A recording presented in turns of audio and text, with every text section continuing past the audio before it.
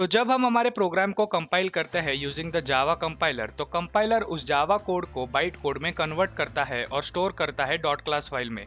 तो जेवीएम का रोल है कि इस डॉट क्लास फाइल को ले और बाइट कोड को कन्वर्ट करे मशीन कोड में, ताकि माइक्रो प्रोसेसर इस प्रोग्राम को एग्जीक्यूट कर सके। तो JVM is the heart of Java execution process. JVM Java virtual machine. तो दोस्तों इस वीडियो में हम देखेंगे JVM का आर्किटेक्चर, फिर हम डिस्कस करेंगे role of each and every component of JVM in detail, फिर हम देखेंगे कि जावा का कोड एग्जीक्यूट कैसे होता है JVM के अंदर, और finally role of JIT compiler. दोस्तों JIT कंपाइलर एक बहुत ही इंपॉर्टेंट टॉपिक है और इसी के वजह से जावा दूसरे लैंग्वेजेस के मुकाबले फास्ट एग्जीक्यूट होता है। तो लेट्स स्टार्ट। तो सबसे पहले जब आप डॉट जावा फाइल को कंपाइल करोगे तो उस डॉट जावा फाइल के लिए एक डॉट क्लास फाइल क्रिएट होगी जिसमें होगा बाइट कोड। जेवीएम हमारा प्लेटफॉर्म डिपेंडेंट है, आप इस डॉट क्लास फाइल को किसी भी प्लेटफॉर्म पे रन कर सकते हो, बस जेवीएम उस प्लेटफॉर्म के अकॉर्डिंग कॉन्फ़िगर्ड होगा। तो जेवीएम में इस डॉट क्लास फाइल को लोड करने के लिए एक मॉड्यूल है क्लास लोडर सबसिस्टम। तो क्लास लोडर इस डॉट क्लास फाइल को लोड करेगा और वेरीफाई करेगा कि सारे बाइट इंस्ट्रक्शन सही है या नहीं, और अगर सारे इंस्ट्रक्शन सही हुए तो उनके लिए वो मेमोरी एलोकेशन स्टार्ट करेगा, और अगर कोई भी इंस्ट्रक्शन गलत होता है तो एग्जीक्यूशन तुरंत स्टॉप हो जाएगा।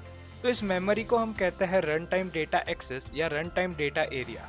यह मेमोरी 5 पार्ट्स में डिवाइडेड है, तो आइए इसे डिटेल में देखते हैं। तो सबसे पहला है मेथड एरिया। इस मेमोरी ब्लॉक में स्टोर होगा हमारे क्लास का code, code of the variables and code of the methods जो हमने हमारे प्रोग्राम में लिखे हैं। ध्यान रखें इसमें मेथड डेफिनेशन स्टोर होगा और ना कि मेथड का रन टाइम रिजल्ट।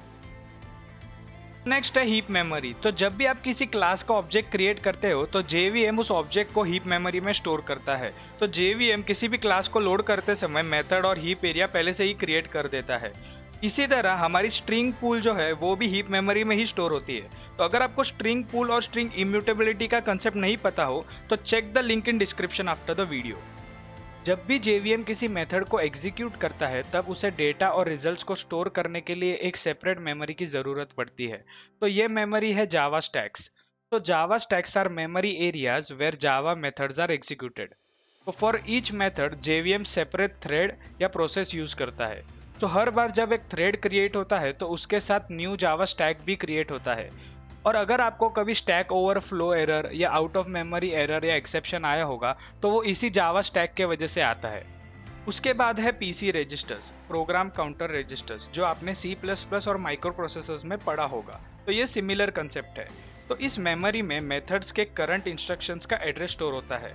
तो अगर जेवीएम में 3 मेथड्स का एग्जीक्यूशन चल रहा हो तो उसके 3 सेपरेट पीसी रजिस्टर्स अलोकेट होंगे। तो फॉर ईच थ्रेड या मेथड एक सेपरेट पीसी रजिस्टर यूज होता है जिसमें करंट मेथड का करंट इंस्ट्रक्शंस का एड्रेस स्टोर होता है। अगर जावा को किसी और लैंग्वेज के functions like C plus plus के फंक्शंस एग्जीक्यूट करने हो तो वो जावा स्टैक्स में एग्जीक्यूट नहीं कर सकते। इसके लिए वो यूज करता है नेटिव मेथड स्टैक्स को। तो ये जो नेटिव फंक्शंस है वो स्टोर्ड होते हैं नेटिव मेथड लाइब्रेरीज में। लाइक आप कंसिडर कर सकते हो सी प्लस प्लस के हेडर फाइल्स को। तो इन हेडर फाइल्स को लोकेट और कनेक्ट करने के लिए जेवीएम यूज करता है नेटिव मेथड इंटरफेस को। तो इनकी मदद से आप सी प्लस प्लस जैसी कोई भी लैंग्वेज के फंक्शंस इजीली एग्जीक्यूट कर सकते हो जेवीएम के अंदर। तो अब तक हमने देखा कि हमारी क्लासेस लोड और स्टोर कैसे होती है, फिर हमने देखा कि हमारी मेथड्स, ऑब्जेक्ट्स और टेम्पररी वेरिएबल्स के मेमोरी मैनेजमेंट कैसे होती है। पर सबसे इम्पोर्टेंट पार्ट है कि ये सारा कोड जो है वो कहाँ और कैसे एग्जीक्यूट होता है।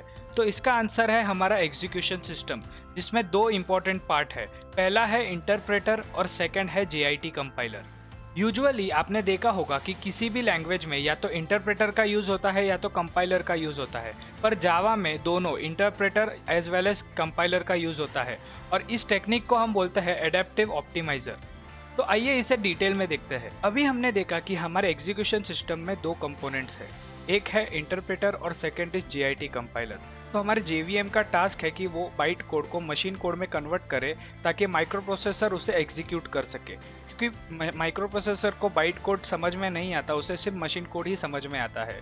तो इस टास्क को पूरा करने के लिए जेवीएम यूज करता है इंटरप्रेटर और जेआईटी कंपाइलर।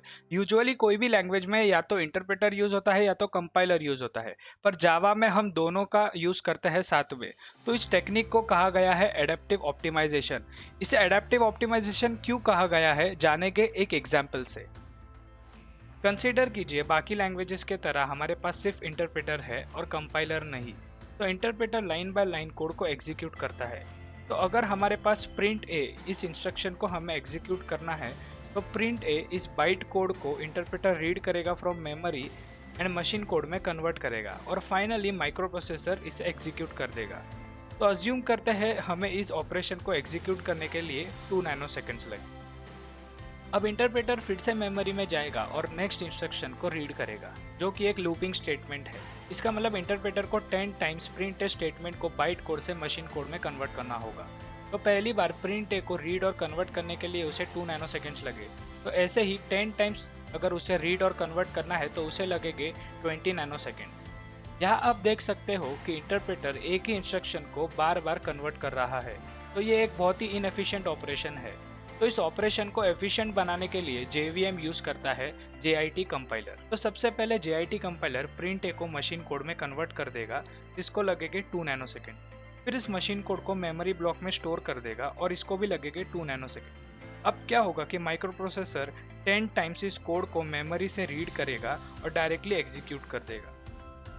तो अब आप देख सकते हो कि बाइट कोड को 10 टाइम्स रीड और कन्वर्ट करने के लिए जो टाइम है वो बच गया है। तो टोटल टाइम जो लगा है वो पहले 2 नैनो सेकेंड्स कन्वर्जन के लिए और 2 नैनो सेकेंड्स मेमोरी में स्टोर करने के लिए, जो कि इंटरप्रेटर को 20 नैनो सेकेंड्स लगे थे और कंपाइलर को लगे हैं 4 नैनो सेकेंड। लेकिन हमारा जो फर्स्ट इंस्ट्रक्शन है, अगर उसे कंपाइलर एग्जीक्यूट करता है तो उसे लगेंगे 4 नैनो सेकेंड्स और वही हमारे इंटरप्रेटर को लग रहे थे 2 नैनो सेकेंड्स। इसलिए जब डॉट क्लास फाइल लोड होती है तब JVM लूपिंग स्टेटमेंट जैसे इंस्ट्रक्शन को मार्क करता है एज हॉटस्पॉट्स और वो instruction JIT compiler through execute होते हैं। बाकी सारे इंस्ट्रक्शंस इंटरप्रेटर एग्जीक्यूट करता है। तो ऐसे होती है एडेप्टिव ऑप्टिमाइजेशन। ऐसे ही जावा में स्ट्रिंग ऑप्टिमाइजेशन भी होती है। लेफ्ट वाली वीडियो को चेक करें और स्ट्रिंग मेमोरी मैनेजमेंट को सीखें। और अगर वीडियो काम का लगा हो तो सब्सक्राइब करना ना भूलें।